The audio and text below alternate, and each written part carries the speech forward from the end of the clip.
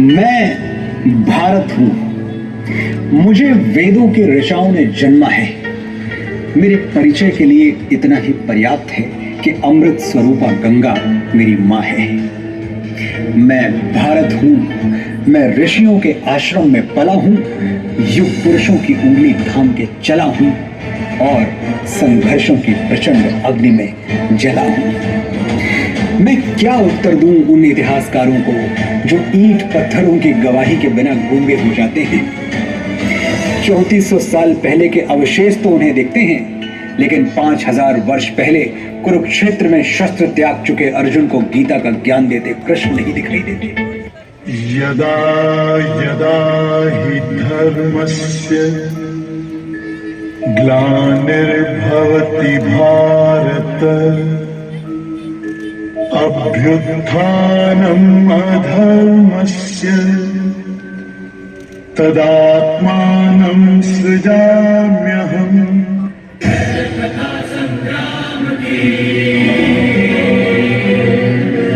विश्व के कल्याण की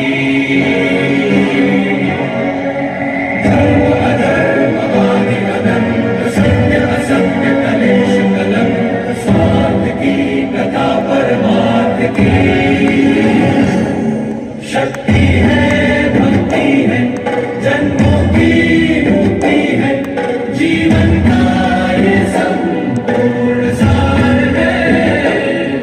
युग युग से कण कण में सृष्टि के दर्पण में वेदों की कथा अपार है।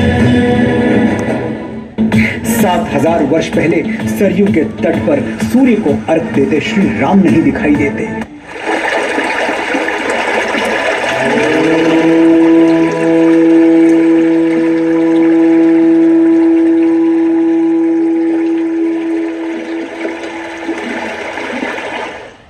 और 8000 वर्ष पहले रची गई ऋग्वेद की ऋचाएं नहीं दिखाई देती।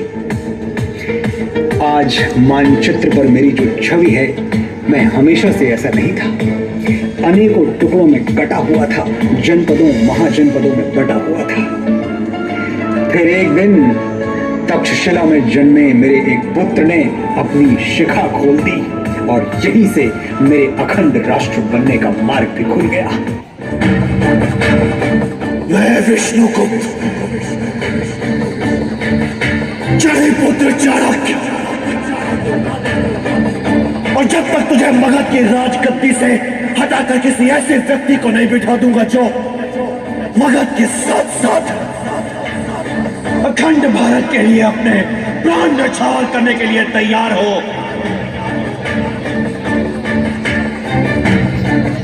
मैं अपनी शिखा नहीं बांधूंगा। खंड खंड बिखरे हुए मेरे अंग एक ध्वजा तले सिमट आए। आज की भौगोलिक भाषा में कहूं तो चाणक्य और चंद्रगुप्त ने मुझे बिहार से बलूचिस्तान और कश्मीर से कंधार तक फैला दिया। मैं अपनी भुजाओं का विस्तार देखकर प्रसन्न था। मेरा विस्तार पूरे विश्व को अचंभित कर रहा था, भौगोलिक और आध्यात्मिक दोनों रूपों में। एक तरफ मेरे हाथों में चमकती हुई तलवारें लहरा रही थी, तो दूसरी ओर मेरे गले से बुद्ध और महावीर की वाणी गूंज रही थी। बुद्धं शरणं गच्छामि, धम्मं शरणं गच्छामि। सदियां बीतती रही।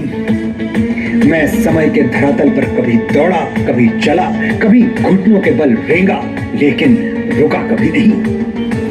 मुझे कृष्ण के वचन हमेशा याद रहे। कृतम में दक्षिणे हस्ते, जयो में सव्याहिता। यदि मैं सीधे हाथ से कर्म करूंगा तो मेरे उल्टे हाथ में विजय अवश्य होगी। कर्म योग के सिद्धांत पर चलता हुआ मैं वैभव और संपदा के शिखर पर जा पहुंचा। मुझे सोने की चिड़िया कहा जाने लगा और मेरी चमक सुदूर देशों में बैठे लुटेरों और आक्रमणकारियों को लुभाने लगी। मैसिडोनिया का वो राजा सिकंदर महान जिसकी सेनाएं विश्व विजय पर निकली थी, वो पर्शिया और गंधार को अपनी शमशीरों से चीरता हुआ मेरी सीमा में दाखिल हो गया।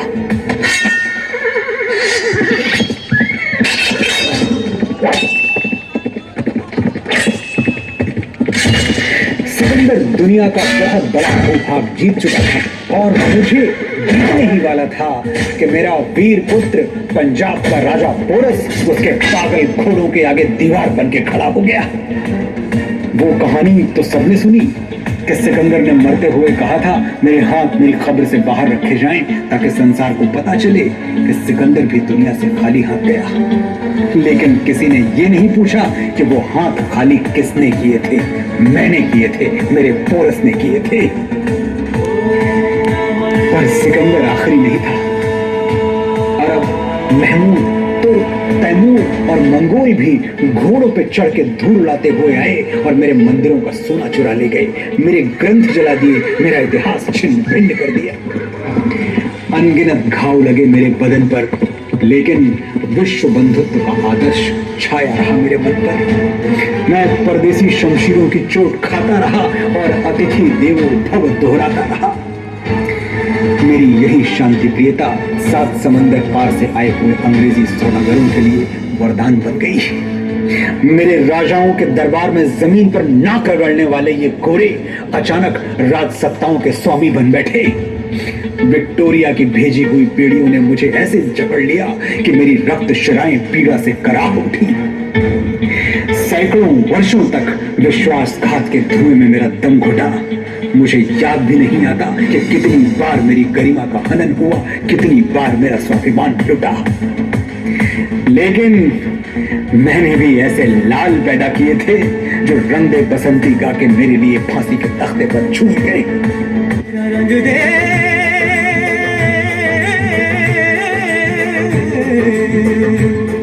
मेरा रंग दे बसंती छोला रंग दे। मुझे याद आती है लाहौर सेंट्रल जेल। मेरा बेटा भगत अपनी बैरक में कैद है। फांसी का हुक्म सुनाया जा चुका है, तारीख नजदीक आती जा रही है। अंग्रेज ऑफिसर्स रॉबर्ट्स और बार्कर उससे मिलने आते हैं। कहते हैं, माफी मांग लो भगत, जान बच जाएगी। चिट्ठी लिख दो ब्रिटिश सरकार को, कह दो कि तुम अपने किए पर शर्मिंदा हो और हम भूल जाएंगे कि तुमने असेंबली हॉल में बम फेंका था, सैंडर्स की हत्या की थी। भगत ने रॉबर्ट्स और पार्कर की बात मानकर अंग्रेज सरकार को चिट्ठी तो लिखी।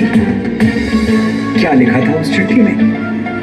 भगत ने लिखा, मैं ब्रिटिश सरकार से अपील करता हूं कि मुझे फांसी न दी जाए, क्योंकि फांसी अपराधियों को दी जाती है और मैं क्रांतिकारी हूं, भारत मां का सिपाही हूं, मुझे भरे चौराहे पर गोली मार दी जाए। ये युद्ध का विधान है कि गोली से मरने में सिपाही की शान है।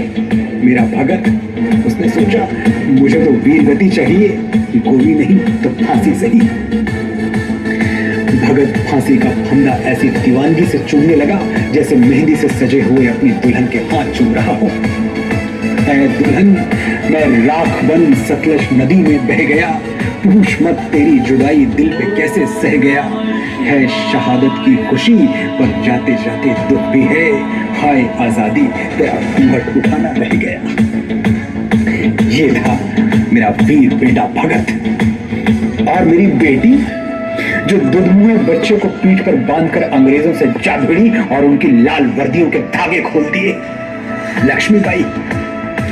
मेरा एक और बेटा अल्फ्रेड पार्क में एक पिस्तौल लिए अनगिनत अंग्रेजी राइफलों से लड़ गया और जब पिस्तौल में आखिरी गोली बची तो वंदे मातरम बोलकर मेरे चरणों में भेंट चढ़ गया।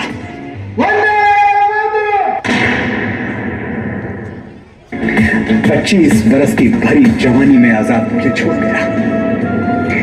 जो हाथ मेरी ओर बढ़े मेरे वीरों ने काट के फेंक दिए, जो आंखें मुझ पर उठी वो बुझ गई हमेशा के लिए। मैं भारत हूं, बलिदानियों के रक्त से भीगी हुई मेरी वादियां हैं, क्योंकि मेरे सीने में शहीदों की समाधियां हैं। मैं भारत हूं। देश से है प्यार तो हर पल ये कहना चाहिए, मैं रहूं या ना रहूं भारत ये रहना चाहिए।